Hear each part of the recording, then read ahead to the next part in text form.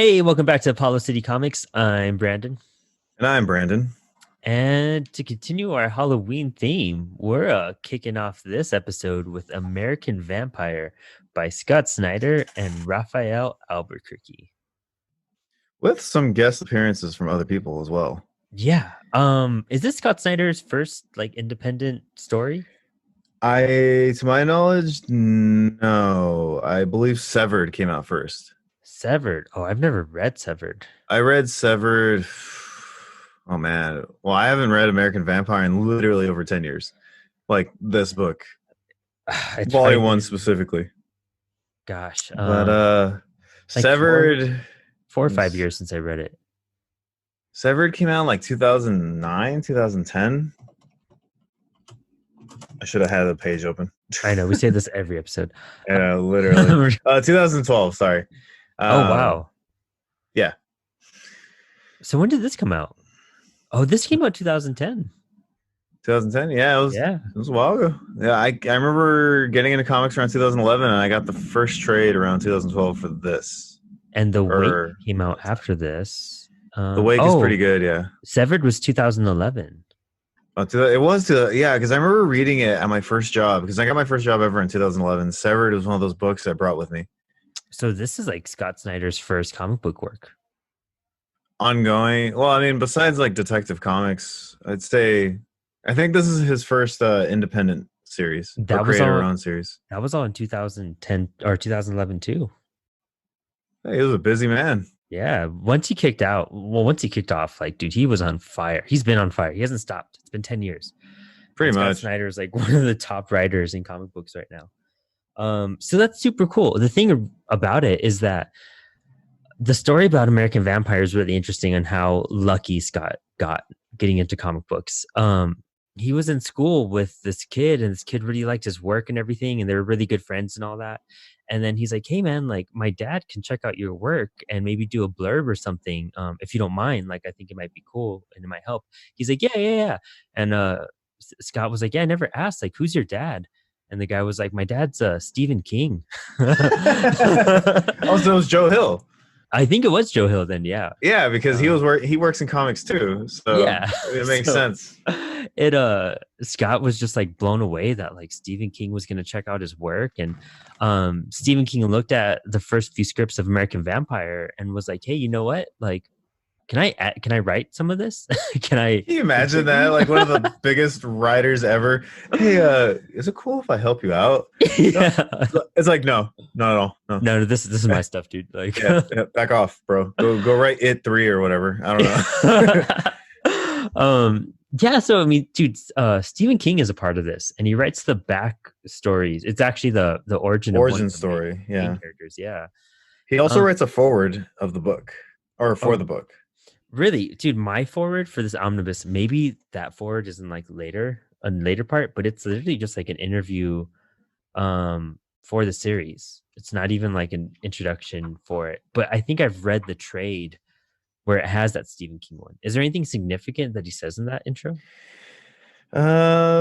He just kind of gives like, I like this story, and it was all Scott's story outline. Mm-hmm. But it was just kind of like his little, piece of things, and like, how should I say it? It was basically Scott's outline, but like Stephen King still kind of like added some stuff in and kind of like did it his way. Nice. With Scott's story overall. Oh, see, that's cool, man. So, you also find out Stephen King reads comics. Yeah, there you go. Yeah. Well, I mean, he did contributions to Creepshow back in the 70s or 80s or whatever. Yeah, I mean, his stuff was very out there, all his books, right? Have you read a lot of Stephen King? I've never read a Stephen King novel, I'll be honest. Me either. I have like a whole shelf of them, and I'm like, I'm going to get to them. I heard like some books are really good and some are like meh. Like, yeah. That's the thing. He's written so much, and I think he was literally a cokehead. Oh yeah. And so he was just high, just writing books like crazy, and like just really tripping out, and just kept going with the stories or something like that. he's one of those guys that he just pumps out work. You know what I mean? Like it's book done, book done, book done, Um, and he just doesn't stop. yeah, I actually found out about his process. Have you read his book on writing? No, so I was randomly recommended a YouTube video about Stephen King and George R. R. Martin Oh, talking nice. about their writing process because everyone likes to joke about is it GRR George? Yeah, George. I don't read Yeah, Game of Thrones or watch it, so I don't know his name really. yeah, me either. I actually just got the first Game of Thrones books recently. Oh, I'm gonna keep my opinions to myself until people hate me. Let me just say I got about like one third through the book, and I was like, Really? Yeah, maybe when I have a lot of uh, time. well, we'll talk about it another time. But anyways, he was talking about how it could take him a while to write a book. Of course, because people were in the comment section were like, "Oh yeah, of course it does," because your last book is taking forever to come out. 10 years, yeah.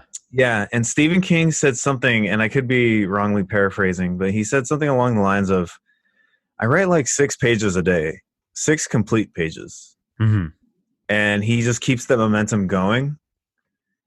Um, and that's kind of like how his process works. He has a set amount of, you know, pages he aims for, and then he kind of just does that, and that's just always been his process. That's awesome. That's too cool. I mean, it makes sense too. I mean, his book on writing goes into a lot of that detail.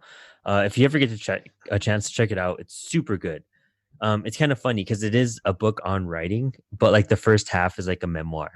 But he's at the end of the memoir, he's like, "So I know this is a book on writing, but I put that in there to really show you how something is like well written." And you're like, "Oh, Yeah. you jerk!" Like, but he's like, And I "Admire just did a this." Google search on his writing process back then. And I think this is worth talking about because Stephen King is literally one of the biggest authors in the world, and he's writing a comic. Yeah, And this is definitely, something people should learn about, I feel like, because, you don't really have that happen too often. yeah. Not well. I even Scott Snyder, he was a prose writer that broke in because of his prose writing. Yeah. Yeah. So it explains why Scott Snyder has so many words. Nothing against him. I love the guy. But we just like to make fun of him for that. And, because you look at a page and half of it is all like dialogue. Yeah, and it's But, what were you going to say? oh no, yeah, it's one of those things that like it gets longer as he starts writing more. Like American Yeah, it Vampire does. really isn't that dense, like in comparison to Metal. Like Metal is a handful every issue, and even American Vampire is too. But that's because you're going from Scott Snyder to Stephen King per issue. You're getting two stories, like full throttle and it's a lot to take in, but it's very doable. Metal, you kind of need to like breathe after each issue. Yeah. And we read all 6 and talked about them all back to back. um, but let's see, where is it? Okay, so I Googled a little bit of history on Stephen King. Hmm. And apparently he's been quoted, and maybe this website could be wrong, but apparently he's been quoted saying that cocaine owned his body and soul, and it was his on switch. Oh wow. And he did so much that he would stuff cotton in his nose to stop the bleeding and to make sure blood wasn't dripping over his typewriter in like pages. That is That's So terrible, but so awesome at the same time. Just think of a writer like just sitting over his like dude, typewriter, just he in must the have been story out. he must have been like so high to like just keep going when you really think about it. Like to stay Like focused like that. probably why all of his books are so long with bad endings. Like you just He's reach a like, point. dude, yeah, apparently, like, and that's kind of like the thing why he wrote so much. I think Hmm. from what people are saying is that he was just high so much and just like hyped up on like beer and cocaine. He just kept going and going I'm and curious. like, I want to see the release dates between. I know it's not like comics where you could kind of measure how much someone's written because with a comic they write it and 2 months later it's out, so you could kind of measure how much each writer has done per year. yeah, um but with a book you have to get it published, you have to get it sold, but after a while you just kind of write a book and it's out. But I want to see his bibliography on, And like the release dates of books. yeah, like let's see, novels 74, 75, 2 and 77, The Stand in 78. 2 and 77. Dude, dude, he wrote Carrie in 74, Salem's Lot 75, The Shining and Rage in 77, 1978, The Stand, 1979, The Long Walk, The Dead Zone, 1980, Firestarter, 1981, Roadwork and Cujo, 1982. Every year he has 2 to 3 books coming out. And dude, oh my gosh, once you hit 81, that's when it's consistent 2 to 3 books per year. And then it took My 1 year. God. But that's Jesus just his Christ. novels. That's not even his like short works. It's not even his um collection or Or nonfiction. yeah. Man, or screenplays either. Like he did Creepshow in 82, Cat's Eye, Silver Bullet, 85, Maximum Overdrive in 86. Like there's so much. This guy does not, he did Michael Jackson's Ghosts. I didn't know that. That's interesting. Um Man, just so much. And this guy is insane. I guess, and once I think he got in that accident where somebody hit him, I think that's when he changed his life around. I think that was his Okay. point. I think he was running one day and a driver just like ran him over, like just hit him straight up. And it was one of those Grant Morrison moments where he wrote about that happening to a character, and it happened to him right after it. Oh, And okay. then I right didn't know after that, when he's in the hospital, he's like, and then the guy got better right away, and then he got better. It's one of those like crazy writing stories. Like when Grant Morrison, he had those infections in his face when he was writing The Invisibles, and he started developing a hole in his cheek, and it was opening up more and more. And that's when the character King Mob, that's based off of him, was getting tortured and like had the same injuries practically. And then he went to the hospital and he started writing the new issue, and he's like, and King Mob was suddenly better. And he then got better. he got better. Yeah. Oh man, that's crazy. I did not know about that. Yeah. It's one of those, the magic of writing, you know? Yeah, I had no idea. Didn't know any of that happened. That is it's pretty crazy. Like, you know, The process of writing and what it can do to you mentally and physically, and what it drives you to sometimes. Yeah. yeah, Fun. That's why we do it, right? writing. It But helps. well, American Vampire, this is a decade old now, so it's kind of its 10th anniversary. It's real nice. And the series, it's really long, first off. Like we're covering the first volume, but in itself, the first like I would not arc, the first like part of this giant story takes place over the course of like 5 or 6 volumes. And then we do this. Yes, cycle. if you look at, because we have the omnibus. Yeah. If you look at the omnibus collected, it's issues 1 through 27 and 2 5-issue miniseries. Mm-hmm. That's a lot of work. Yeah, so that's 37 issues. Am I doing my math correctly? Yeah. 37. And then that's not including the anthologies and the other 2 volumes that are left out of this omnibus. Yeah, so there's 2 anthologies, and I have them right behind me. Let me see. And volumes 5 through 8. Oh, 5 through 8. That's right. Yes. So yeah, so this is like the first 4 volumes and some side stories. The cool thing about American, the cool thing about American Vampire is that it, I always say I'm not a horror fan, but I am a horror fan. I need to accept this by now. I say that with video games. I'm like, I don't like scary games, and here I am playing all the scary games. Yeah, exactly. Like, I think I'm just a very picky. I don't like all horror. It really has to like captivate me in a sense. The thing about American Vampire is that it totally changes what vampires are about. It straight up starts off with a new breed of vampires. And the thing is, they don't have the same weaknesses anymore. They're not from like the European countries. This is the American vampire, and it's a new kind. And it was created in the 1800s, right? Late 1800s.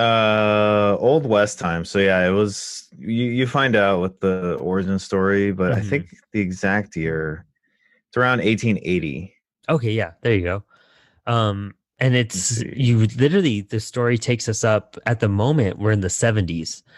There's a giant break after the second cycle, which is volumes, 8 and 9 or 7 and 8 or something like that. Yeah, somewhere around there. So Yeah, I could get up and grab it, but yeah, we're talking yeah, about the first one.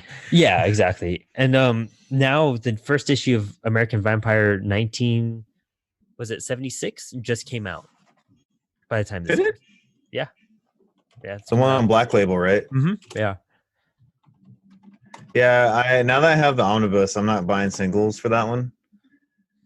really. I'm gonna buy singles for it because I just Let want me to read it see. already. It's not out yet. I thought it's coming out this month. Yeah, next week in the time frame that we're recording this. But by the time this is out, it should be Oh, okay. Sorry, I was thrown off. My bad. out. Yeah, it's so they're bringing it back. It's been years since they wrote, like I want to say like 5 years, because he punched out all of this work really quickly. Yeah, and then he got too big at DC. And Yeah, then I mean, but that's what's crazy. This was his first work, and he had Stephen King on it, and a year later, he's writing Batman. Like yeah, this dude, 2011. Well, he was technically already writing Batman before that when he was doing Detective Comics. really? I thought that was. Yeah. No, he That, did Detective Comics before New 52. Oh Because no, yeah, that's what I was talking about. Yeah, the Black Mirror and all that. the Black Mirror, that's what it's called. Yeah, it is called Black Mirror. Yeah. Yeah. The one where Dick Grayson is Batman still. Dude, that was Yeah. one of my first. I feel like I say this every issue because I read so much when I was getting back into comics. But that was one of the first Batman books that I read. Same here. Yeah. And I was, dude, just mind blown. We'll cover it one day. And it's such a good book. And if you're looking for a good, a creepy, kind of scary Batman story, dude, Jock and Francisco Francavilla, man, the art in that book is so Mm-hmm. perfect to that. And it's, Jock doing interiors is kind of weird sometimes. It's not always the best, but for that book, it really does work out for that like suspense and the whole Joker arc, and with James Gordon, Jim Yeah. Gordon's son, and all that. Him Cool being stuff the to bring villain, back. really. Making him like Yeah. a psychopath killer, like, was great stuff. But well, to American Vampire before we stray. Issue 1 starts off in July 1925, 30 miles east of Los Angeles. And this is the classic Scott Snyder. You see it in every Scott Snyder book, where it's a story from the past, like a story you tell like your children before you go to bed, kind of thing, like a Yeah. memory. Someone um, remembering something. yeah, just kind of, and the panels are doing an opposite but like similar motion, where things just kind of fall into place, and it really flows really well. But typical Scott Snyder formula. um and it's basically introducing you to these two characters. It's Pearl and what's the other girl's name? Hattie. Hattie, there you go. Yeah. uh and they're reminiscing about their first movies that they ever saw, and you could tell, like, the age they're in, of course, because the first movie they mention, not directly, but it's one of those classic, man, what's one of that movie called, A Trip to the Moon? That's what it's called. Um, and they're referencing it, and you're kind of seeing this, like, these people die all around them, but these girls are just actresses just trying to make it in Los Angeles at the time, as Hollywood's building up and everything. And you even see this like white trash, like Kid Rock looking guy just hanging outside of their apartment. He does look like Kid Rock there. Uh, Oh man, that I can't unsee that now. it's what I think of every time. What's that song? Ball with the ball. Oh God, I don't even know. It's been so long since I've heard any of that. Does that guy still have a career? Does he still make He's got involved in politics, if I'm correct. what? Nobody wants that. Or maybe he's been very outspoken about certain things. I don't remember. Let's hope But not. I just know he was making some interesting comments. But anyways, like I said, I'm not gonna go into detail, but I just know he said some stuff that raised eyebrows. So Oh my gosh, I'm gonna Google that right after this episode. But these girls, you could just tell they're like, they're acting, and they're extras in films by night, and then by day they have their day jobs. So they're working like 16-hour shifts all the time. well, Pearl's actually working 3 jobs specifically. Oof. And then Hattie is just kind of working her normal shifts of work and trying to act. Mm-hmm. So I think Pearl's the one that's a lot busier than her. And it's funny. It's very, story structured. We're introduced to our ordinary world, this Hollywood formula, and these girls kind of they're working on this film, and it looks like this Lawrence of Arabia type of actor, like the big macho white guy with the stash and everything that everyone The swoons massive over. jawline. Yeah, exactly. Looks like Thomas Wayne, like in all the flashbacks and whatnot. Basically, yeah. And the turning point happens when Pearl gets invited to a party by this giant actor because she had to fill in for an extra. And she goes to this party and they're like, oh no, we have these people that want to meet you. They're really interested in you. And she goes into this dark red room and then she's all nervous, just saying like it's an honor and all this. And everyone starts smiling. And I mean, it's a group of guys in a room. Maybe you should be creeped out. But then we start seeing the fangs come out and they all attack Pearl, and you're just like, "Whoa, that's it. That's the And end that's of it." it. Yeah, Yeah. It's one of those issues where it's kind of like a lot of talking and nothing happening. yeah. He For really makes you understand the characters. It's more of a. It's really basic story structure stuff. Like we're gonna get you to like feel how this regular world, and then start easing in this weirdness into it. But it's done in a really good way in a sense too, because it's interesting. Um, you're not really bored of the characters. You could tell that something's no. going to go on with everyone. And Yeah, they're all interesting. like even like doing that twist how like there's vampires in Hollywood and all that type of stuff that are actually running everything. Yeah, they've been around for like decades or centuries. Yeah, exactly. It's I guess because we've read so many superhero books lately, this feels like kind of refreshing because it is like a different kind of setup and a different way to like understand characterization.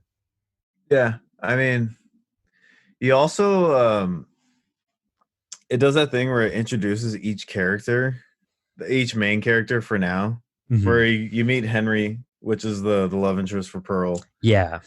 Uh, and there's nothing you miss too much in this first issue about him. It's just kind of like him, just kind of like flirting with her, and just like, come on, let's go out, and then she agrees. And it's one of those things that Uh, he's like, he's been trying for a while to do it, and you get yeah, that feeling right away. He's just like, come on, like I'm just trying to make small talk. I'm trying. Give me a shot. Like, and she's like, yeah. all right. She's like, okay, you play guitar and you want to Yeah, yeah. You're one of those guys. Like, you're trying to make it as a big Hollywood's like a rock star, and you're still asking me out. I guess. and after But this, it breaks into the Stephen King stuff, which is super cool. Honestly, now I think it's super cool. When I first read American Vampire, I think I read the first two like parts that Stephen King wrote, and then I stopped reading because they kind of, I don't know. I don't think the last couple chapters of what he was doing was that exciting. for the origin story, Yeah, for Skinner. the origin story. So the thing with the origin story, before we go into it, there's two things about it I wish they would have done differently. One, not be as wordy because there's a lot of stuff going on Yeah. every page. And again, not a bad thing. It's just for me, I feel like you don't always have to say so much for comics No, because like use the your art visual can help. mediums. Yeah, exactly. And on top of that, they break up the origin story to make the issues feel longer. Mhm. So you get different parts of it. You get pieces of the origin story at the end of each issue, when realistically, I think a one shot would have been better. Yeah. And It also would have evened it out to 6 issues. oh yeah, that would have been great too. I mean, Yeah. that's another thing. This volume is only 5 issues, which we'll discuss it at the end. But it does kind of cut the story of what's going on in this era a little short. But I kind of didn't like how you're cut so much of the main story because the main story is maybe like 12 pages or so.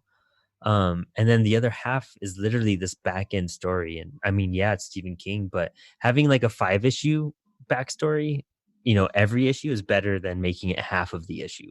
We want to see more of the main story. And I think that's why I skipped it over, when I first read it, was because I just wanted the main story. I was like Yeah. really Yeah, enticed. it is cool to learn about Skinner Sweet, but like at the same time, the Pearl story is more interesting and Hmm.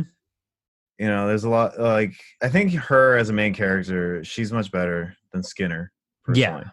definitely. Skinner doesn't really develop into someone cool until I want to say volume 3 or 4 or something. It Not takes a for a while. while. Yeah, Yeah. He's just kind of there while she is the focus. yeah, exactly. And I think you could have probably tied in all of Skinner's story in 2 issues then, or one, Yeah. like one shot, like you said. But it really does drag a bit. But I mean, essentially, Skinner's a villain. He's a bad guy in the Old West who's just been robbing and killing people, and he's on his way to die. They finally captured him. Um, and it's actually the people who have captured him are all these like elite kind of rich people, and there's this guy who's even just like I need more sun cream because he's like red and he's bald and he looks like he's sunburned completely. But it turns out some of these people are like old European vampires that are actually Hmm. running part of America at this point. um but of course Skinner has his gang, and they end up breaking him out. The train that he's on flips over. Skinner escapes. And he does some crazy stuff. Like the guy that captured him, he had poisoned that guy's wife at the same time that he was being captured. Like he already had all this set up. Um, and Skinner goes to kill these people, and the guy that was burning, uh, he goes out and they shoot him up, and the dude's still alive, and he's the one And that then, infects Skinner and bites him. And that European guy doesn't die. No, no, not at all. Um, no, but Skinner does get infected. yeah, he gets infected, which is Yeah. it's Which super is cool. interesting how the blood from the vampire gets into his eyeballs. Yeah, And that's how he becomes a vampire when you think about yeah, it. that's super interesting. Because he never takes a direct. Oh, he does take a bite out of his throat. He does, but they don't, because you'll find out later on. Oh, But when you get bitten by these vampires, you don't necessarily become one. mm-hmm. Yeah, and it shows that little plip on one panel where a drop Yeah. of blood goes into his eye, and then he And slashes his then throat too. yeah, and then when they thought he was dead, he's actually, well, because they didn't know that was going to infect him. And Mm-hmm. then by the end of the issue, you see that he's actually become a vampire and he's undead. Mm-hmm. And And then it's a cool origin. It lets you know things are yeah. about to change. Um, for a first issue, I think it's great. Yeah, no, I think everything it does is pretty cool. It's not many series have a strong first issue as hard as they try to. Especially indie books. Indie books are really Yeah, the rough with that. only from Vertigo, the only book I could think of that genuinely had an amazing first issue would be Why the Last Man. That's one of the greatest first issues like ever. Yeah, it sets everything up almost perfectly. But Um, this one, it's what this one does is it does a lot of things that you notice in storytelling that you don't realize you're reading mhm. unless you actually break everything down. I guess you could say. Like if you're reading this casually as like a new reader, you don't catch on to these things as easily. They kind of organically happen where you learn Yeah. about the backstory, you learn about exposition, you learn about the world, and like that's what I think this issue does really well is that you learn about Pearl. You know that she's trying to become an actress and Mhm. that she works 3 jobs. And you know that Hollywood is ran by vampires basically. Yeah. And it also sets the characters up that have all these different like I don't know if roles or dynamics is the best way to put it. But Skinner is someone that you should pay attention to, especially after reading his origin story. Yeah. And On top, wondering yeah. how he wound up in Hollywood, like where he's at right now. Because you have a good feeling that that's him when you're reading it after you read the origin story. Oh yeah, definitely. And it looks just like him. And Yeah. then and maybe it could have been written a little differently, but it's pretty obvious that Henry is going to become the love interest. Yeah. Very obvious from that first little interaction. Yeah. Yeah, let me just say like he's very persistent and I feel like a little too persistent. He's like, "I've asked you out 3 times." And I'm like, "Maybe she's just not interested, dude." Like I think, yeah. Maybe the world's different now, but like, I mean, this guy has been shot down by the same girl over and over, who's just like, dude, get away from me. Like, I'm I only know. putting It's up like I'm with just you. trying to Like, go to work. yeah, Like how did you know I was here? Like, he's all following her and stuff. But the thing is, like, he was persistent, and they actually spent a lot of time between the two of them. It's like Mhm. 2 pages of dense dialogue. And I only talk about Henry the most because he becomes an important character. Yeah. Hmm. And let me see. You find out a little bit about him, like how he was in a band that failed, and the thing is, like, Pearl's still like talking to him and not, like, you know what I mean, like kind of giving, like, hearing him out. Yeah, exactly.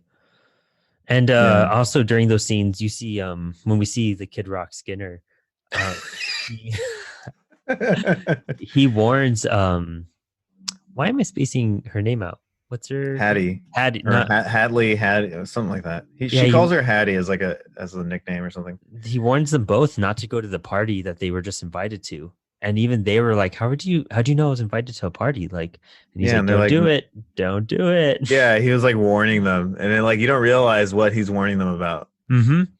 And yeah, And it carries into issue 2 at that point. Man, issue 2 was a cool one. Because for opening it up, they're going to go see Pearl because she's missing, and they find out she hasn't been in her bed at all. And you turn the page, and dude, it's one of the coolest page turns. It's a great comic book writing. You turn the page and you see Pearl just practically naked, just in stockings and a small, like, kind of like an underskirt. Um, and she's just like, walking through the desert covered in blood, a big chunk missing out of her neck.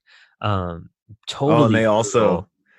also you realize what between her and Henry, that conversation they were having, Mhm. was trying to find out what her tattoo was, Oh yeah. and she was telling him that was private. And it turns out to be like what is it? Like a black. Oh, it was a black sunflower. Yeah, that's interesting. That's super interesting. Um, Man, I just love this imagery.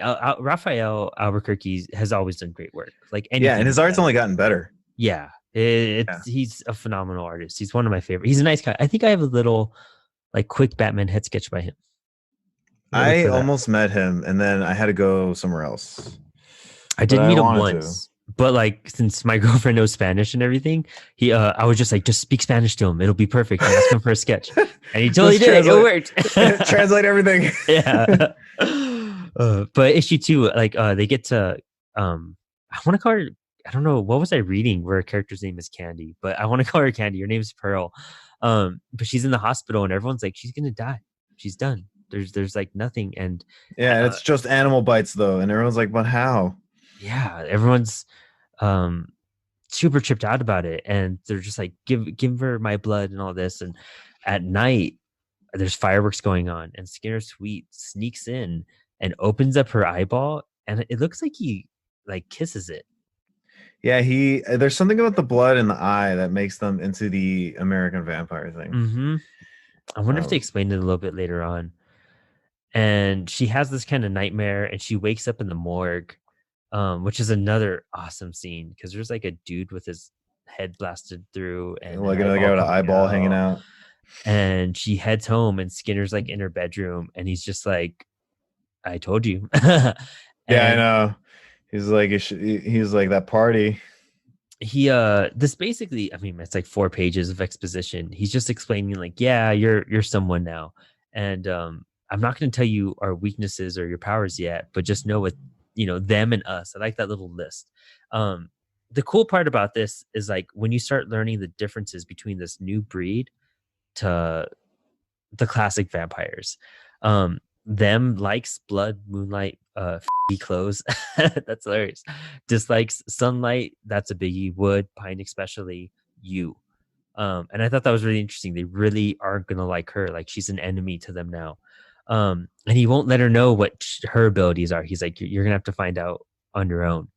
And he ends up leaving the actor that, like, trapped her in her bedroom In the and closet. in the Yeah. closet. Yeah. And you're just like, what a cool guy. But dude, when you turn the page Oh, again, and she fully transforms. yes, when you see the Yeah, differences, it's her crazy how different they are from like the European vampires. yes, it's like And I don't know it's such a what's good spread. It's a good page spread too. yeah, there's that Batman series, Dark Reign or Blood Rain or something like that, where Kelly Jones drew Batman as a vampire. Oh That's yeah. what it reminds me of, like the Yeah, long I like can see that. nails and the Yeah, the big sharp mouth and nails and teeth the and everything. exaggerated like features. Yeah, and Yeah. it's so brutal, and that's the cool part because Pearl, like she's drawn very attractive, and seeing her transform into this monster, that's the cool like I contrast told you between them. that page spread is pretty crazy. Hmm. When she's got the claws out and like just the hiss, like And the way she just kills this guy, just slashes his yeah, it's throat, like brutally murders him. and she like he tries to run away, and she just grabs him by the throat and just drags him off, and then dumps him in his dressing room.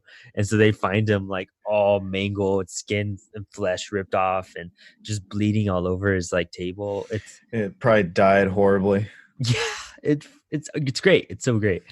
Um, and that's issue 2. That Scott Snyder Yeah, wrote. and then you get back into the origin. And again, this is why I don't like these origin stories at the end of each issue. It like disrupts things. Yeah, that's the thing. When I was first reading it, I was like, I want to know what happens next. I want to keep going. Like, I don't want to be interrupted. Although this second one is still pretty good. Yeah, no, not to say they're bad origin stories. I just think it would have been better as a one shot. I just feel like after issue 2, they kind of drag, to tell you the truth. We'll look at it I right can now. see that. But this picks up, so it shows Skinner Sweet's grave. It says outlaw, killer, defiler of women, born in Kansas, burns in hell. From 1850 to 1880. So this guy was 30 years old, and now he doesn't look like Kid Rock so much. As a vampire, he looks a lot like Kurt Cobain. Um, Oh my um, god, I can't unsee these things. and it basically just goes back to the guys that were on the train before, and they were excited that he was dead, and they buried him. And they Um, pissed on his grave. and they literally just the guy pisses on his grave because he finds out that his wife was poisoned. Yeah, by Um, Skinner. and when they find her, like, dude, just that panel right there with her on the floor, like blood. I don't know if that's blood or her wine. It's her It wine, right? says It says it was painless. yeah, it says it was painless, but it looks like I think it's wine. Yeah, I think they just did the blood spill to make it look like blood to like add that, you know, Yeah. horror feel. But yeah, so this guy pisses on Skinner's grave. Um, and really it's just like exposition about like how the European vampires are just like, this is disgusting, like we hate this place. They kind of just talk about how they hate Skinner and they hope he's done, because they don't know that he's turned into A a vampire. vampire yet. um and it kind of just goes to Skinner, waking up in the coffin, and I don't think he comes out of it for a while. The town he's buried in floods, Yeah. and And so he's been there for years, and he stays underwater for a while too, I think. it floods and he's underwater and people go looking for his grave. Was it for his grave exactly? It was, right? Yeah, they went specifically for his grave. Let's see.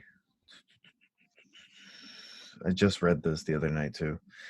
But it What is a lot of dialogue to remember. what's the thing about the Stephen King stuff? It doesn't really stick out as much. It's more of like a historical piece where you're going Yeah. through time and explaining the establishment of certain cities, the lives that these people started continue to lead. Like the main guy that's writing this part is, he wrote it as a fiction book, and now he's coming out saying it's nonfiction and saying like um why and how to like Yeah, why the reestablish book everything. is nonfiction, yeah. Hmm. But it looks like it was scavengers that went looking. And if they say, if Sweet's coffin ain't floating free, you may be able to dig down to it. What used to be ground is only silt now. Anything in his pockets will be worth money. That hat of his will be good. But a pinch, any skull will do. As long as a collector thinks it's Skinner Sweets, we're $100 richer. Oh, nice. So yeah, they're looking straight up for Skinner because he's famous Yeah. for everything he did. And dude, it's Another so crazy cool. page spread though. Man, that like vampire underwater scene. It reminds me a lot of like there's an issue now in more Swamp Thing where there's like these mermaids that are like kind of vampire-ish. Oh, the They're- ones he like turns into the earth to fight. Yeah. Yeah, he Yeah. like where he. I know exactly what you're talking about. Yeah, it could be reminiscent of that. I mean, it is Vertigo. Yeah, there you go. And I mean, I'm sure Yeah, Stephen King was a fan of that stuff too. yeah, and I mean, this is Scott Snyder's story outline still, True. and Yeah, there you go. we all know he wrote Swamp Thing as well. Maybe he was influenced to a certain degree. I I don't could know. see that. I could totally Yeah. see that. And it's that horror book that he's always it's his horror stuff. Always Yeah. just callbacks to stuff. The only thing that I find a little awkward is that Skinner Sweet is like, I want candy, and like, Yeah, he has that whole like sweet tooth thing. yeah, That's like his thing. And he always had even Yeah, he always his ate first candy. in the first part, I kind of skipped over it. But he to undo his handcuffs, he has like a little pick inside of like a mint. And he puts or yeah, he chews it out. and then that's how he Yeah. frees himself. But I mean, it's cool. It makes me want to play Red Dead Redemption. I'm not gonna lie. Old West stuff. Yeah, it's all that 1800 Yeah. early 1900 stuff. And then that's issue 2. Yeah, issue 2. Issue 3 is so much fun because Pearl now knows what she's capable of. She heads to her friend Haiti and is just like, Is it Haiti or Hattie? I've been saying it. I don't even know which one. Wait, it's got. Is Haiti spelled with 2 T's? Does she? Well, she calls her Hat. Oh, Haiti. Yeah, it's Haiti. Haiti. It's Haiti?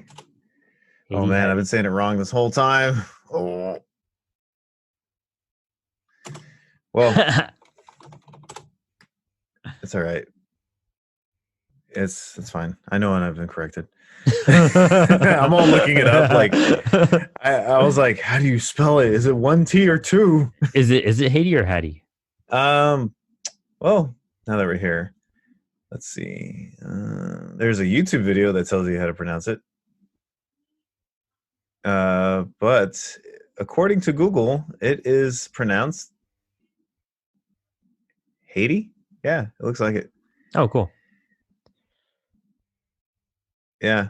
I don't know why I always thought it was spelled with 2 T's, but you know. That's a weird name in general. It's not like the Yeah. most common thing that I think I've met one person that was named Hattie, but they use D's, like had D, you know. Well, yeah, I've never. Oh no, sorry. I was all like looking into this. There's like a website that tells you how to pronounce people's names, and like you're just like, I'm gonna bookmark this. Yeah. So yeah, it's Haiti. No, I was gonna say I've never met anyone named Haiti before. Well, Pro heads over to talk to Hattie, and you know, Hattie. I'm gonna change it every time I say it. I'm gonna mix it up. I always go down that rabbit hole of Googling at some point on these episodes.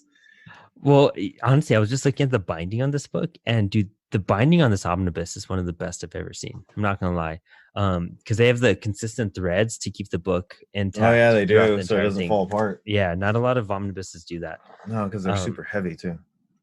Yeah, this is like 5 pounds of comics just in this one volume, I think. Yeah.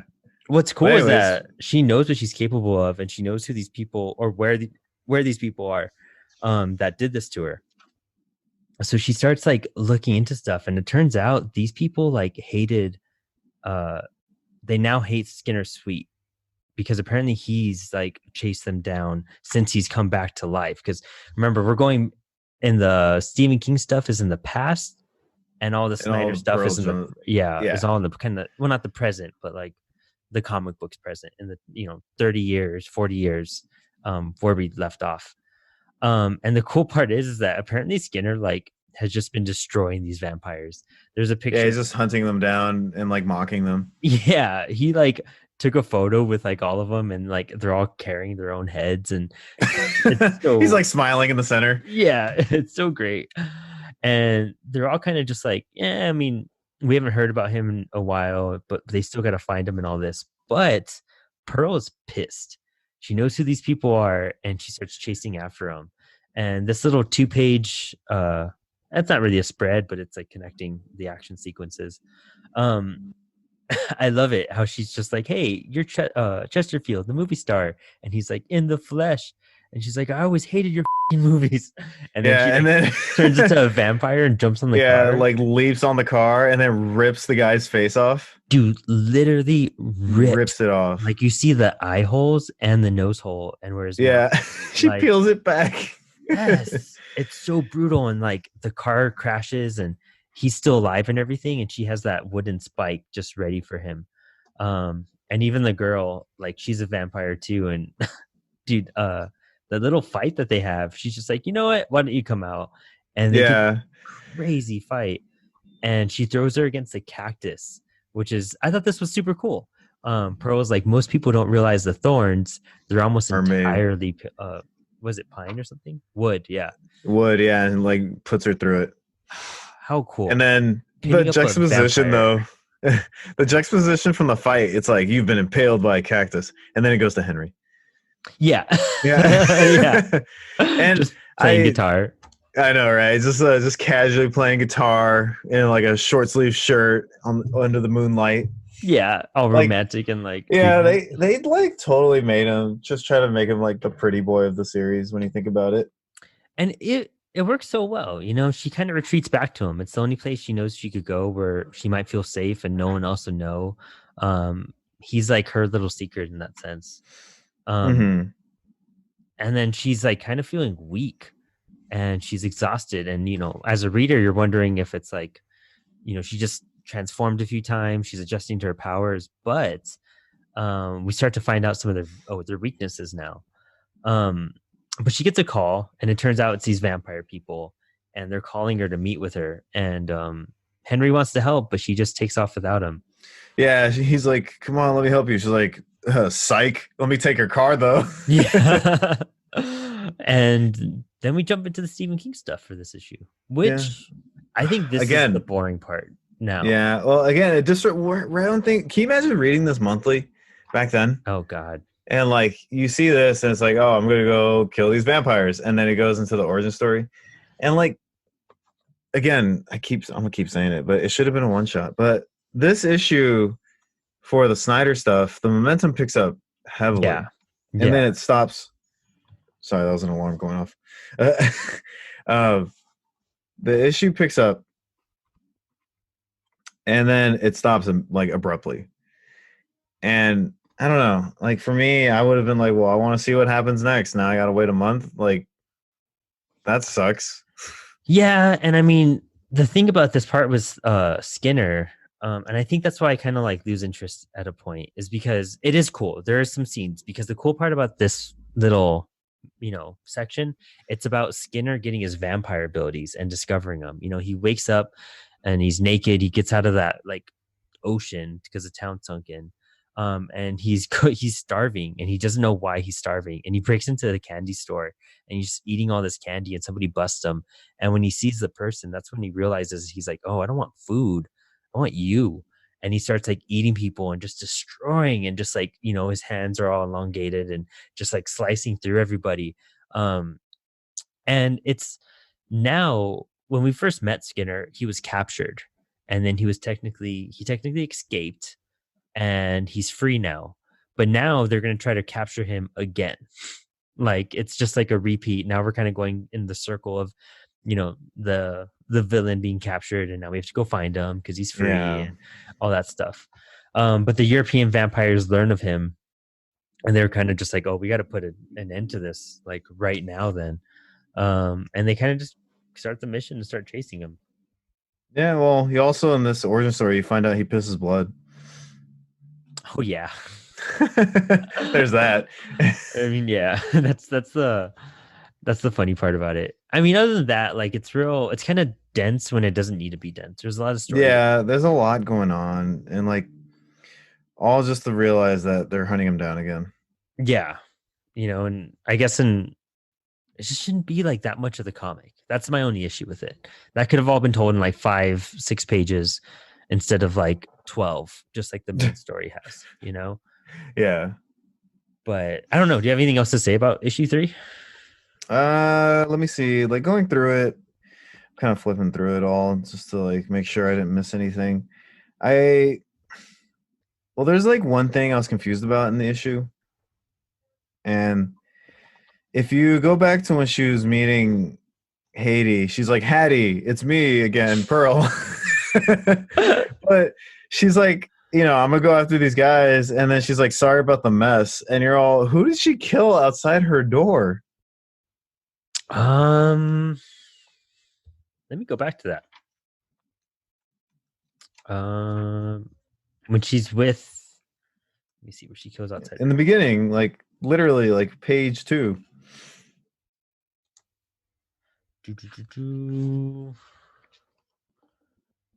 could hear you flipping through the book. Hey, was it from the guy? What guy? The actor dude. No, because this is Hades' room, or well, they live together. They're roommates. No, wait. I guess it was a roommate. They don't say who though. It was the random guy that went looking for Pearl with him or with her. Oh, it was the actor that lured her, and then she killed him in that house. Oh, that's what I assumed. That's where the blood. I figured she did kill him in the house. Yeah, yeah. But I assumed it was that. She didn't notice She didn't notice. Yeah, or hear the murder. And like there's. Yeah, you actually have a really good point there. Because she takes off after that. Yeah, because the actor she kills, he like runs away scared and everything, and she like brutally murders him. So I feel like Hattie would have heard it. Or something, you know what I mean? Well, I mean, these girls are working like 16-hour days, 3 jobs, like probably knocked out. Okay, I'm not gonna say that. Yeah, I'll give that benefit of the doubt. Yeah. There's that, and then I want more action in this issue, but I don't know. Besides that, the only thing. Okay, this again. Maybe I'm just kind of like pinpointing every little detail here, but. The thing is with Henry, they only really had one interaction we know of where they actually talked about it. Mm-hmm. Like potentially going out or anything like that. Yeah, exactly. So, well, yeah, and they're like romantically, like she's like, he stood her up on the date that they were finally going to go on. Well, I guess she was more attracted to him than she wanted to admit to, And think about it this way. She's with like a bunch of Hollywood actors and everything, and she's trying to like score that. And then you have this like poor guy that doesn't really even have a place, and he's like a wanderer, and he plays guitars. He's like a handsome, rock star. Yeah, exactly. And I think she's chasing the wrong things at the wrong times, Okay, yeah. He wants to get to this more elite level, and this guy is like kind of the dirty street kid. You know what I mean? Yeah, but I mean, usually he's got like he seems like a kind guy though. I mean, like he helps her out, and he lets her have her space, kinda, even though he's like asked her out a million times. Yeah, right. No, I guess I don't know. I guess if you look at it a more innocent way, like it's like, hey, let's go get coffee, and like he got denied a bunch of times. Mm-hmm. Yeah, exactly. But. He was the nice guy she should have always been with, but she was too distracted. I feel like again she probably took him as like I'm the handsome guitar guy trying to make it as a rock star. You want to go out, and maybe that's why she denied him. Mm-hmm. That could be it too, or at least a factor within it too. But I don't know, like that one panel where they like get close. It just feels a little abrupt because they went from like. Kind of just talking casually to her, like seeking him out at his like boathouse or whatever he lives in. Yeah, exactly. So I don't know. Maybe that's just me that finds it a little abrupt, but I could see that. There wasn't like a connecting moment other than accepting the date. Yeah, exactly. Yeah, and I could tell he really liked her a lot, so of course he was worried about her. But and that's why he lets her stay and just crash out. Yeah, and like have her space to rest. He kind of like I think he like walks away and lets her be. And then this scene though, the coloring is really nice with the dark sky. Oh yeah. And that also coincides when you find out when the American vampires are weak, that color. Mm-hmm. So, to put more emphasis on the art this time around, it's Yeah, a nice. I didn't think about that because this scene in particular is a moonless night, and Yeah, that's where she starts to get weaker. And we yeah, haven't that's what you explained that yet, learn. but we'll explain that right now. But yeah, that's a great observation. Yeah, it's like kind of like cueing you in with color. Yeah, it's giving Yeah, you a hint right away, and then yeah. Oh man, that's so cool. yeah, and then that color palette, is there every time it's a moonless night. Does you know, I shame on us for not checking, but Raphael doesn't do the coloring on his own stuff, does he? I think Dave McCaig. no idea who that is. Yeah, me either. But this dude does awesome coloring in general throughout the whole book. He's the same color artist for the 1976 book that's coming out with DC Black Label. Oh, sweet. Yes, sir.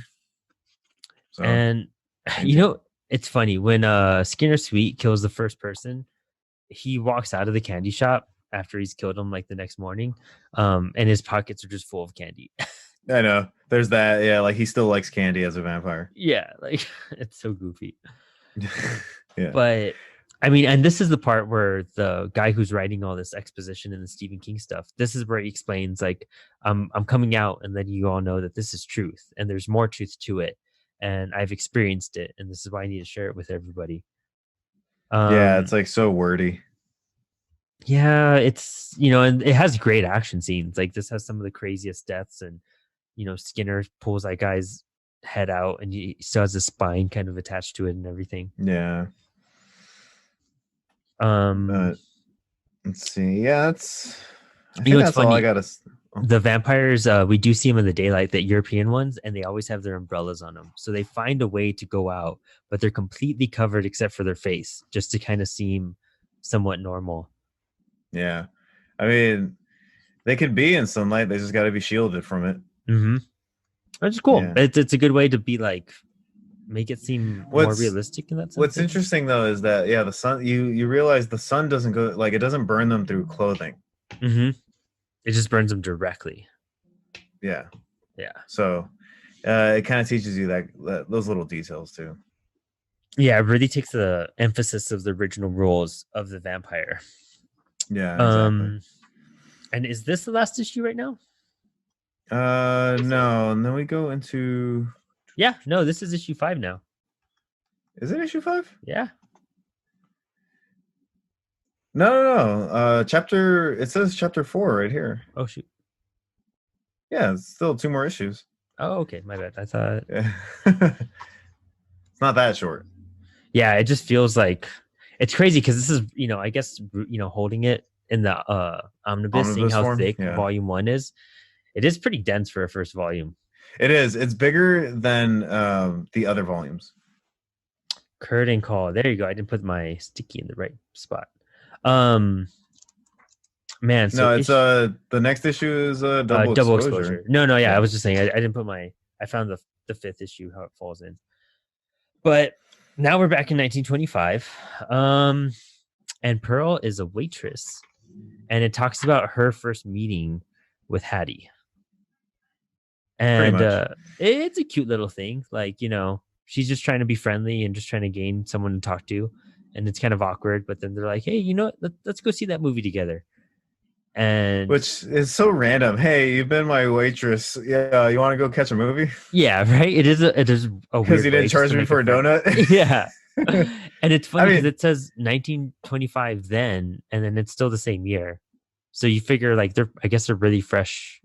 Only been friends for a few months, and roommates that fast too. I know. Well, I guess back then you kind of had to go on like a word of mouth basis of things because there wasn't cell phones. Yeah, there wasn't like social media, of course. There wasn't any internet, so you kind of had to go out and like physically meet people, talk. Yeah, exactly. Go talk to a person. What do you take me for? Yeah, a complete stranger. No, what? This requires me to leave my room? What are you talking about? Yeah. And dude, it's so cool because I love this part of the issue of the series. she goes to face these vampires that like transformed her in the first or bit her in the first place, and they have Haiti, and she gets her back, and dude, Haiti stabs her. Hattie literally stabs her in the back. Dude, just yeah, literally, and it's so cool because you don't see that coming. Like, it's No, such not at all. a great like twist that they pulled off, and it makes sense. And you also find out that Haiti was the one dragging all the dead bodies in the beginning of the book. Mm-hmm. Which is like, what? Yeah, exactly. It's great connections, and I like how everything circles back together. Yeah, it's always nice when it happens nice and easily. And it's basically the first like big battle between her and these crazy vampires, and she gets her ass kicked. Oh no, the sun. Wait, not the sun. She doesn't get hurt by the sun. No, but she does stab a vampire in the eyeball with her shoe, which is the coolest move ever. Yeah, just a high heel in the eye. And then what the only part that is confusing to me is, so Pearl is fighting the vampires. She holds her own for a bit, but then gets overwhelmed, right? Mm-hmm. And then Henry shows up in another car. Yeah, man, he stole that one probably. I was like, okay, first of all, I thought you were like, they even called them a hobo or something like that. Yeah, and I'm like, you have a houseboat and a car and another car somehow, and a guitar, and you're good looking. How's this work? Yeah, what do you do with your life? But he just shows up out of nowhere, and I'm like, again, this is me. I still love this book, but this is just me pointing out little things just for the sake of pointing them out. That's over here, right? Well, dude, this whole little scene is one of those things because she gets like bit, and I guess that kicks her out, and she collapses. And when she's with Henry in the car, she feels weak, and then Henry tells her to drink from him, and so she bites Henry and gets his blood, and they start like kissing and everything. And then he's like, the bite, it tingles, I can't move. And then she's like, let me take care of you for once, implying, and she's like climbing on top of him. And I'm like, dude, he's about to pass out. He just said he can't move. Like, you just sucked his blood. There's no blood flow to like pump anything up, you know? Like, there's no blood flowing. It's not gonna work. Yeah. No, that's an essential like part of like the process for a male. But I guess they banged. I mean, yeah, it seems pretty apparent. She like gets pretty much. Does she? Yeah, she's wearing different clothes in the morning. So yeah, and he's shirtless with the suspenders though. Yes. Yo, why is my dude ripped though? Yeah. Well, we find out why, because he was part of the Marines. Yeah, there it is. Yeah. Yeah, I love that. What he says, because despite what you think, Pearl Jones, I'm not some dumb girl crazy guitar man. Which is exactly how he came off as. Like I was saying earlier, it's like, oh, look at this handsome guitar player. It's like, okay, like this rock star is asking me out. Yes. Yeah, and then it's kind of like you as the reader, you kind of saw it that way too. And then he's like, psych, not really. And that's the end of that issue. Again, disrupted by origin stories. Yeah. But I was going to say a little while back, the only thing that was confusing about this issue, two things. Mm-hmm. How long was Haiti working with them? And two, how did Henry know where to find her? And did he steal that car, or did he just have another one? Yeah. And did I say Haiti or Henry? Yeah, it's Haiti and Henry. Yeah. And yeah, how did Henry find her? Like, how could they have boned? Like, that's my biggest question of this issue. He's like, he can't move and there's no blood flow. Yeah, like how? That's not going to happen. But I mean, you're going to write a letter to Scott. How does it work, Scott? How does it work? Next time I meet him, I'm going to ask him and be like, dude, I was reading American Vampire, and how did that first sex scene even occur? Like, that doesn't.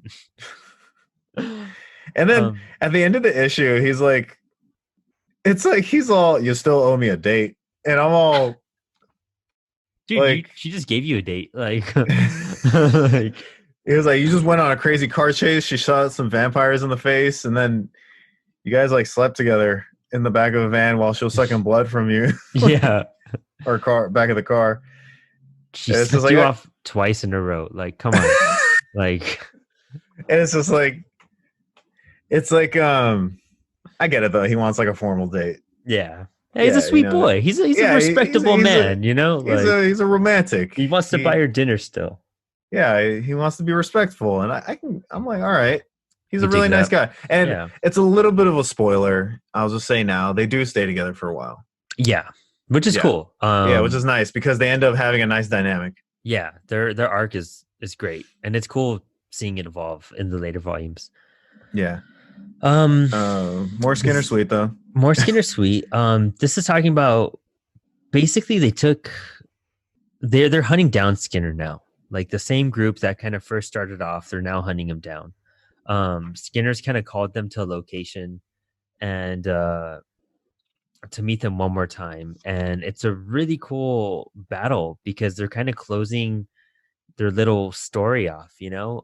The hunt that was going on in the beginning, it's now the final part. There's now more stakes because Skinner's messed up their lives in different ways by killing the guy's wife, killing another guy's father, and having the father that we saw with the head with the kind of spine hanging out. That's one of these dudes' dads, and it's just enraging. And then you have these European vampires watching from a distance, curious to see what's going to happen during this whole ordeal. Yeah, it's like a triangle of conflict because you have the vampires going after Skinner, but the vampires want to eat the people, and then the people want to kill Skinner, but then they have to survive the European vampires. Yeah, it's and then Skinner versus everyone. Yeah, and that's the cool part. It's just one man versus everyone. Yeah, and then the only thing that's a little confusing, and I think that's the only thing that doesn't make this like a perfect book, is that there's certain things that happen that just kind of happen. Yeah. And, for a lot of comics, you're just like, okay. But for this isn't a superhero book. So you don't just go, you don't use the excuse comics, right? Mm-hmm. And the only thing is like was it like the mayor of that town that has a son that's going after Skinner? Yeah. That's who he was? Yeah. The son has a wife, and he brought like the wife's godfather, and then you find out like his wife is in love with the godfather. Yeah. And I was going to bring that up too. I'm glad you brought that up. Okay, I was like, this happened out of nowhere. Like, I was like, what? This little like love sequence didn't really need to. I mean, I guess it's the like kiss before you go face danger type of thing. That little trope. Yeah, but like it just, I don't know, man. Like, doesn't feel right. Yeah, it doesn't. It feels. I'll get more into it. Well, yeah, it feels out of place. Like it doesn't. Yeah, it interrupts that flow of like we're about to face a evil vampire right now. Yeah, I get why they're doing, because this is all Scott's outline. I get why they have to explain this, but I feel like they could have gone about it differently. I'll go into that later, though. Yeah. But I mean, essentially, this is cool because you get to see Skinner get hurt for the first time because it's a moonless night. Yeah, and then again, that color palette, you notice it's there. Mm-hmm. And I don't even think we've officially said it, but so on moonless nights, these vampires only have two weaknesses. One is that they could be out in the day, no problem, and they could be out at night, no problem. But if the moon isn't out, that's when they're weak and they need to like rest and recharge during that period. And also the only thing that affects them or hurts them, and we find out later on, is gold. Silver is typically what will kill a vampire, but gold is what kills the American vampires, which makes sense. Like it kind of flows together. Yeah, it's just a variation on something. And it's like the whole California gold rush where this is taking place, and it works really well with that. And for anybody out there, the gold rush did not take place in San Francisco. Sorry, it's just me being an SF native. I always like throw that out there just because I can. give us the history lesson, Brandon. Well, basically a prospector came across gold in California, and he was like, I found gold, like I got gold, guys. And then everyone got word of it and like rushed to California. And basically it was actually near Sacramento. Oh, where nice. the actual gold mining was. The problem was there wasn't that much gold It was like a few people were getting lucky and everyone else wasn't. Yeah, it's okay. So that's your gold rush, everybody. And also, history repeats itself in the sense that San Francisco's always been expensive. Back then, during the gold rush, it was like, I remember learning about it, but I'm just going to throw some exaggerated numbers out there. Basically, if you wanted to buy an egg at a hotel or inn you were staying at, it was equivalent to like spending $20 for one egg today. Oh my gosh. Yeah. That's insane.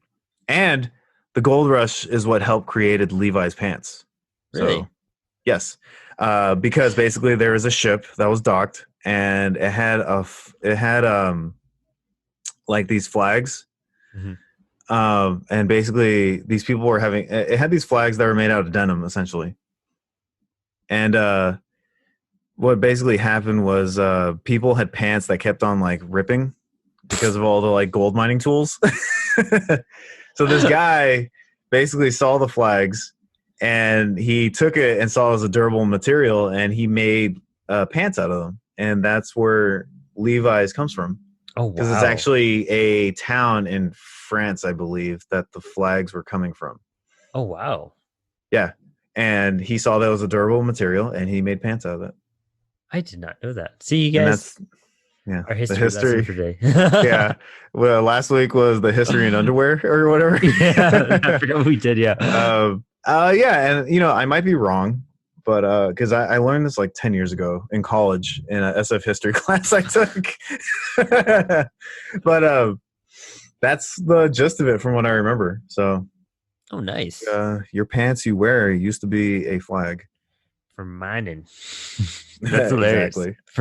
For really bad mining, essentially. Like for mining that doesn't do anything for you. Unsuccessful mining. Anywho. Well, this kind of wraps up a little bit of their arc. Issue 5 really does change things up a bit. Yeah. Well, you also find out that Godfather got infected. Yeah, exactly. So during this before I went on my rant about the gold rush, but Skinner like destroys and kicks everyone's ass, but he does get hurt a few times. He gets shot, and he's kind of scraped up because it's he's not invulnerable right now. And they trap Skinner in there and they blow up the cave, and thinking that he got trampled in by it. And some of these characters only made it out with their lives, and one of them was the writer, who was around here too. But during that time, he got scratched in the eye, and it was by Skinner, right? Yes, it's because he went in after him. Yeah, he went in and actually, no, the blood from Skinner's hand because his drips. Yeah, it drips onto I forget his name, but it drips into his eye. Yeah, and you can kind of see the paneling before it, and that's like the real big cue is that one panel that shows the drops of blood falling, and then when you see him again, it's all covered up in his eye. So you're like, oh god, and it looks like it scratched it out like on the following panels. That's the weird part about it. It's what kind of threw me off. But the European vampires basically they figured he was buried. Yeah, they gave up very easily looking for him. Yeah, they kind of just watched the fight play out and saw everyone die and just took off. Like they didn't even that was it. They just got in their carriage. And then issue 5, the last one of this little volume. Do you want to go over this one? Yeah, sure. With this one, everything's just kind of like, I guess straight to the point. You know, it's you get a monologue about. Let me see. I think it's a vampire talking. Mm-hmm. And it's kind of like that thing where what they're talking about. Let's see. How the vampire's dad had dogs, and the dogs were there for anyone like trespassing. Anyone who rang the doorbell. It's a huge monologue. Yeah, and that when a wolf would come though, no matter how big the dogs are, and no matter how many there were, the dogs basically were scared of the wolf. Mm-hmm. And I guess that's kind of like the whole idea, like vampires, they should know, when the biggest and baddest of them come through. You know what I mean? Yeah, exactly. And there's werewolves later in this series, isn't there? I think so. Yeah, it's been a while, but I believe Yeah, so. I think that's like in the I'll Second say like the cycle, 40s or something. Or is it that or late? no? Is it? That was with the No, Nazi it's stuff. before second cycle. Yeah, I It's thought been it a was with the while. World War II stuff. It Yeah, might it's be been the a World War while. II. Yeah, but it's kind of like all like this metaphor talk for like there's vampires out there, but the bigger, badder vampires are the ones you got to watch out for. Yeah. Yeah.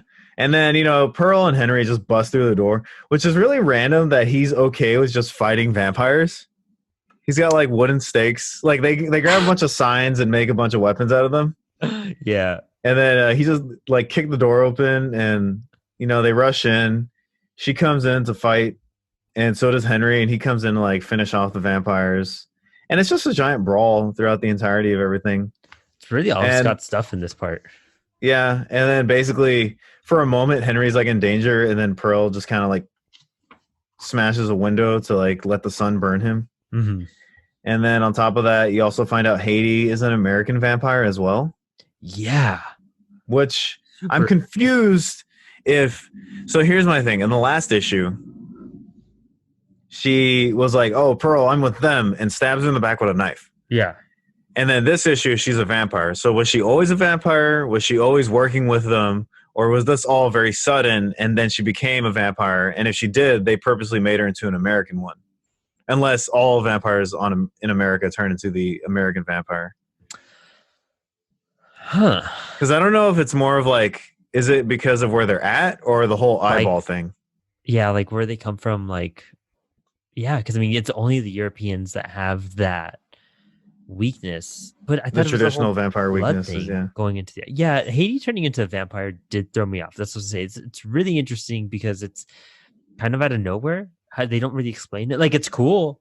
I'm glad, it's a another big twist, but it feels like just a twist, not like a logical explanation. Yeah, but I'm not... Did Haiti get blood on her from Pearl at any point? I don't think so. But not in the eye, unless I missed it, but I'm pretty sure she didn't. Yeah. But we can go back real quick at the end and just double check. But I mean, overall, like she turns into a vampire, and her and but then off. The fight doesn't last that long. No, it's like what, 2 pages? It's like what, 1, 2, 2 pages. And then she like bites her face, and then I forgot they do explain it right here. I wanted to be like you since the moment I walked into that Fleabag diner, and then the other night after a little get together. Oh yeah, that's true. I found a way. So she like stabbed herself with a knife that had Pearl's blood on it. That's the knife she stabbed Pearl with. She used that to cut herself, and she mixed the blood. So I guess it doesn't need to be in the eye. I guess that's what threw me off. I thought it was always the eyeball thing. Yeah, same here. Like, that's why I was like, how? Like, why? Because theoretically, she should be the European one, but I guess since it's from Pearl, everyone would be the American one. Yeah. I don't know. It's the blood. It's the blood, essentially. Like, she didn't need to slit her wrist. Like... Yeah. I guess there's easier ways to do it, or more subtle ways. It's just like you're getting infected instead of like becoming one. Like they're just using the infection ways. I mean, it's like COVID. I guess you could, cough on something and then stab yourself and then get COVID. You get COVID just like that. But what's cool is that we see, dude. This is one of my favorite deaths, and when I first read this comic, I was like, man, this is a good vampire story, because the way she gets the star and just slams it into her face, in her mouth, dude, like, and just cut like down her throat. Yeah. And that's how you find out they're weak to gold. Yeah, because I feel like she comes back at some point. But yeah, it's that's what it's about. And then they're kind of trying to move on with their lives. Pearl and in Portland. I mean, Pearl. No, they're not in Portland. They're kind of just like talking. I don't know how Henry's cool with dating a vampire, but I mean, that's cool. I guess she still doesn't. And she runs across I don't know who he looks like here now in the suit. I can't think of a reference, but a classier A kid. rock star, Yeah. a classier kid. But uh, it's God. kind of the end of the story. They kind of just like, he offers to like, have her go with him, and that's kind of it. That's like the end of this arc for Well, them. he was gonna kill Pearl, and then he decided not to. Hmm. And then he talks about all the fun they can have together. Yeah. And then she's like, "No, thanks." Besides that, yeah, that's pretty much it. And he's just like, "Who are you talking to?" And she's like, "Nothing, just an old acquaintance. But let's get started with our lives." And then it kicks into this is the Origin cool story part. again. Yeah, it's another origin story. But it's about the writer, right? Isn't it? Yeah, well, you learned about that. What's his name? James Book. That's what he was. Yeah. He was fighting the Skinner Sweet infection as like that story. That flashback story was going on Hmm. still Hmm. because the writer's still explaining everything, and then you find out Skinner's there listening, Yeah. and then that James Book guy, he's just like going crazy, and he can't find a cure. So then he brings that. Oh, what's her name? Forgetting all these names here. The goddaughter, Hmm. Abby. She comes through, and he's like, "I'm infected," and basically people go looking for Skinner Sweet again. Yeah. To see if he It can like help. jumps back and see this is my thing with this last origin story. It's cool, but it jumps from like Skinner's perspective to James's perspective to like the writer's perspective. Yeah. And I It always jumps get around a James lot. and the writer mixed up because they have the same mustache. True. Yeah. You know what I mean? Like it's just like one has grayer hair. But no, yeah, he hunted down the. Oh, and then it switches back to Skinner fighting the European vampires. Damn it, you're right. Um, well, James is freaking out. He's turning into a vampire. He doesn't know how to control it. Um, He's Skinner like, hunts "Kill me, down the Abby." Europeans, and he melts the big fat guy that we've been seeing the whole time. And James is with his wife, and they kind of have one last moment before she shoots his brains out. Well, and here's my thing that like again, I was just like I don't know. Like it just this whole relationship just felt a little forced by the writer Hmm. and just a little awkward. The whole godfather, goddaughter, and then like the dialogue they have, I don't know. It's just he's like, "Abby, I can't. I stood godfather at your christening, and now you're asking me to." And then she's like, "I've lost everyone I love, and now I'm supposed to lose you as well. I'll see you turn into a bloodsucker before I let that happen." And then she says, "I need something to hold on to, a little piece of you. It's my fertile time, Jim, please." And then he's like, like, "Oh, someone help me." And then they have sex. Yeah, And like that whole dialogue exchange, I don't know. It's just it's. I know that's why I even vaguely remember these parts. Like King's writing isn't like the best in a lot of these in no. comic book form. Um, it's like too much explanation, and just like he like what you're saying, it's really forced. Like they're trying to make stuff happen instead of letting things happen. And that's what you Yeah. don't want to do when you're writing stuff like this. And then yeah, and like I don't know. It's just the whole also the relationship they have is just really weird. Yeah, at least it ends. At least it ends. Like But she ends up having a baby. She gets pregnant. yeah, from that. And it's funny because the writer finds her visiting the grave. And when you turn the page, well, once you kind of skip through some stuff after Bad Blood comes out, but the very last page, it's that girl standing with her daughter, and they're watching Skinner Sweet. And the daughter's like, "Is he?" And then the girl's like, "Yes, Felicia, the man who destroyed your father, but not today, but soon, soon." Just implying like they're They're gonna grow old after him. and start chasing Skinner. Yeah. And the idea of like hunting down Skinner, like someone out there going after him besides vampires, Yeah. it's cool. and again, they were like forcing this relationship, this really weird relationship. You know, again, it's just like he had like 30 years on her. You know, that's just really strange. Yeah. Yeah. Seriously. And like they, if they wanted like a kind of like parent child dynamic going after Skinner, I feel like there could have been a bunch of other ways to go about it. Oh yeah.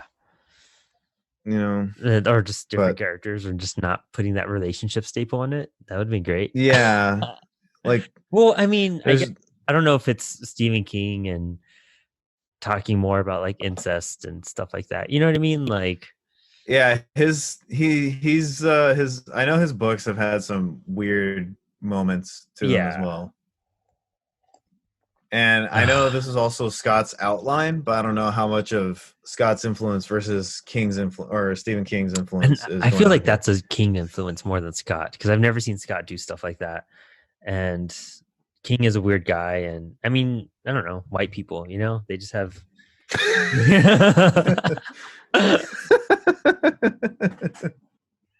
Oh man.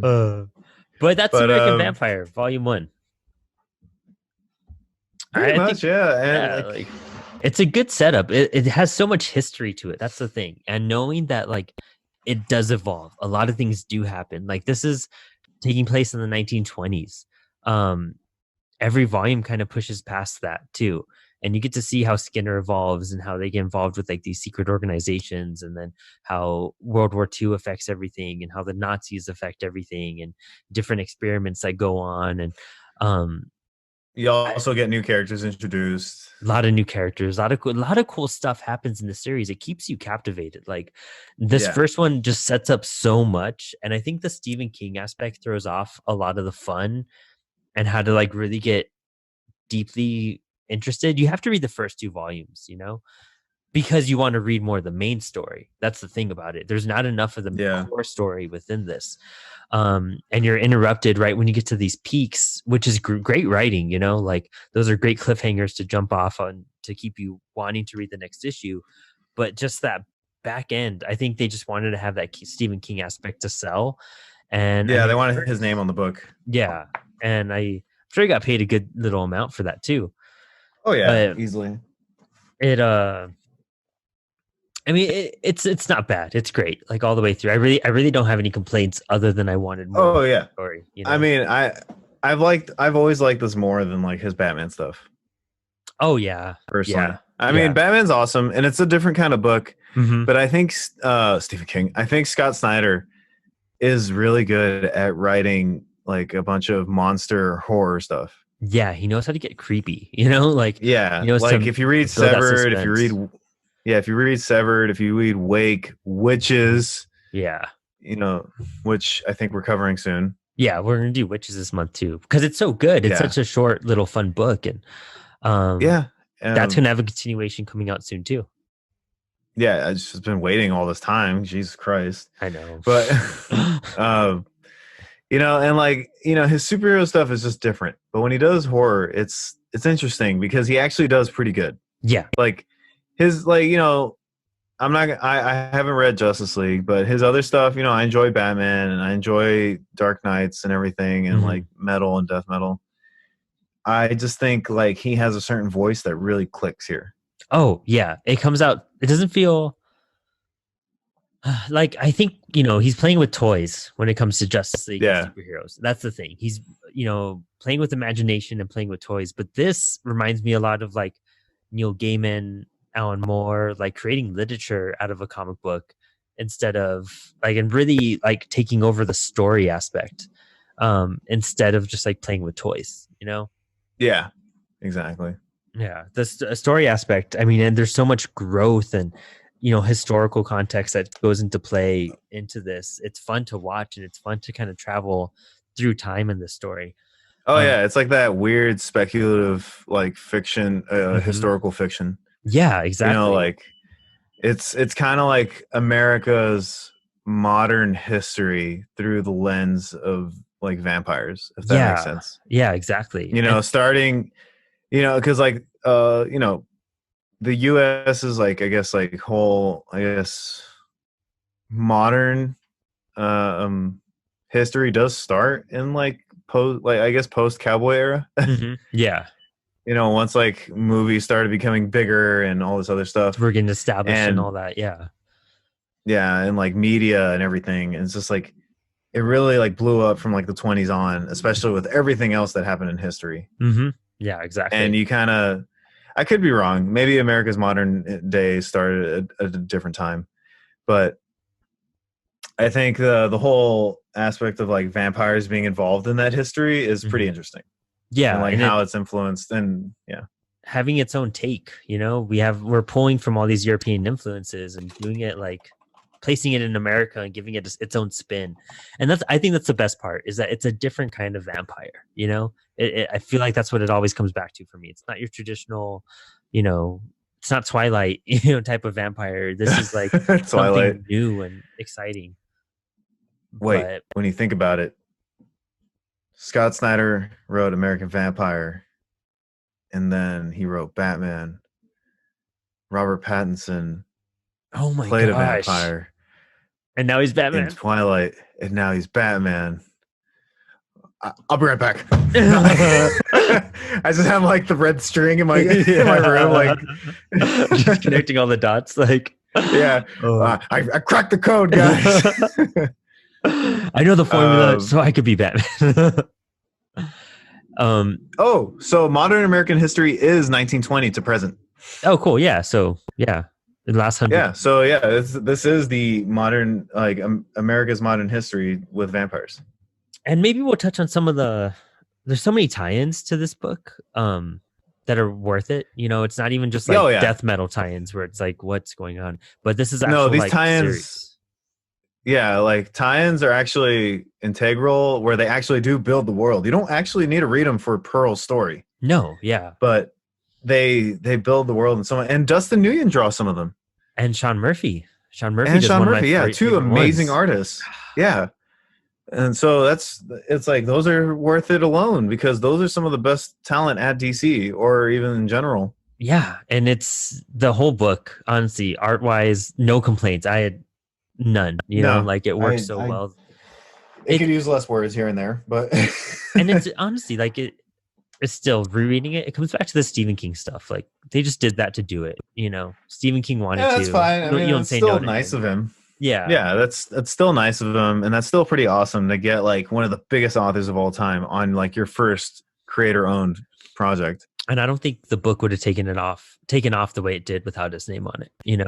No, because his name is on there as like third in line. Because in the omnibus, it goes in the order of Scott Snyder, Raphael Albuquerque, Stephen King, and then it says Sean Murphy and Dustin Nguyen. Man, that's cool. Yeah, so that is that's our take on Levi's pants, everybody. So also, if you guys ever do check out the omnibus, I'll post some pictures up, but I always take off the front cover, but the actual cover to this book is beautiful. Like, oh yeah, dude, totally. Man, it's one of the cool. I love taking off the slipcase to always see what's underneath, and this was one of my favorite ones to see so far. Yeah, the one with Pearl on it. And the back end is so good. But I mean, check it out. Scott Snyder's a great writer. If you're looking for a good horror comic, and since 1976 is coming out this year or this month, it's good to start looking. Literally be out by the time this is out. Yeah. So yeah, good little context. And you don't really, I don't think you'll have to read everything to jump into it, because it's a number one. You should be able to jump into it. And Scott's really good at bringing in new readers all the time. Yeah. But it's worth going through the history of American Vampire. And that's a cool thing. It's kind of like history, because there's so much of it that he put out at once. He worked so hard on this series.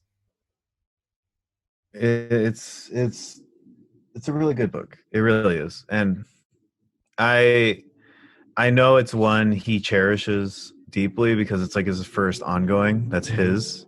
And it's one he doesn't. Yeah, it's still going. And granted, it's had huge breaks, of course. I mean, I think that volume 8 was like 2015 or.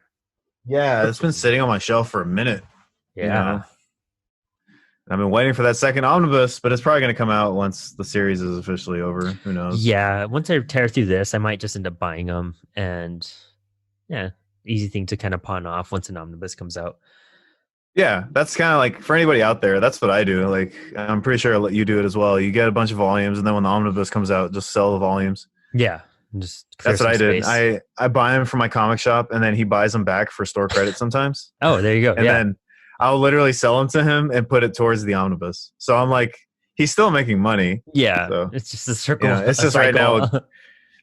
now, just right now, and this is a reminder for everybody. Comic shops need our help Yeah, more still than stuff ever. is still crazy. Yeah. Um, and comics are hard to come by still.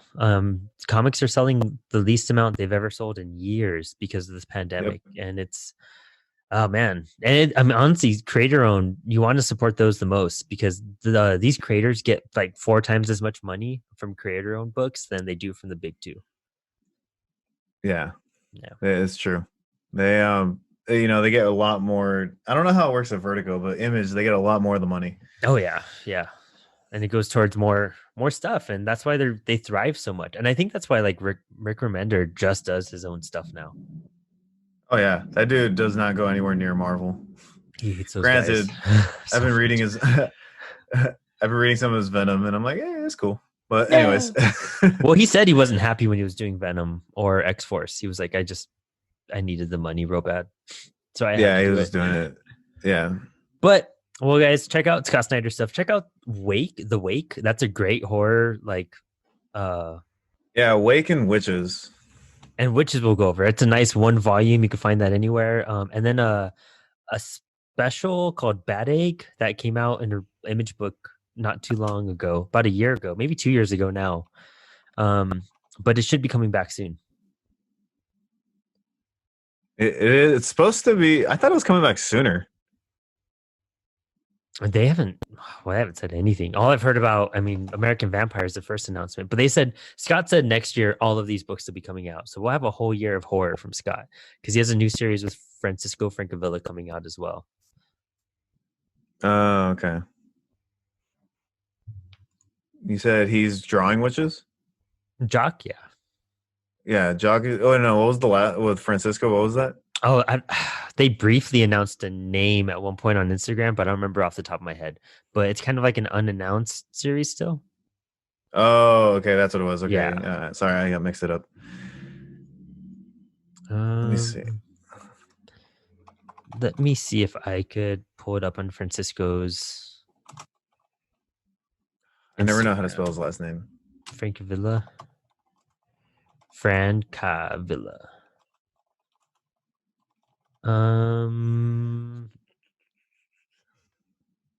See if I can find it. Whichever one of us will find it first.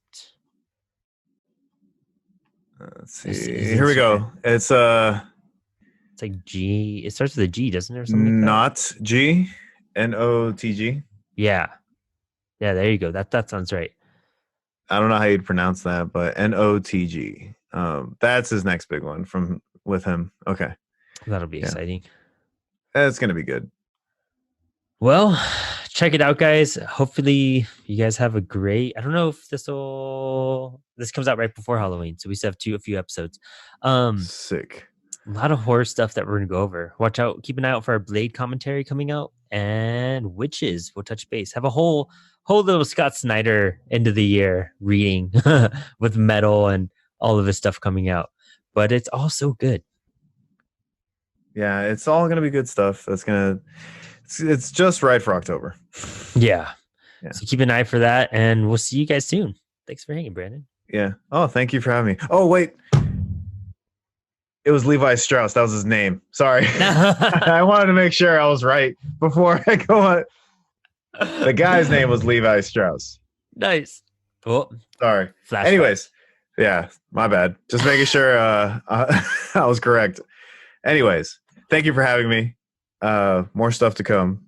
And hope you had fun. Yeah. See you later.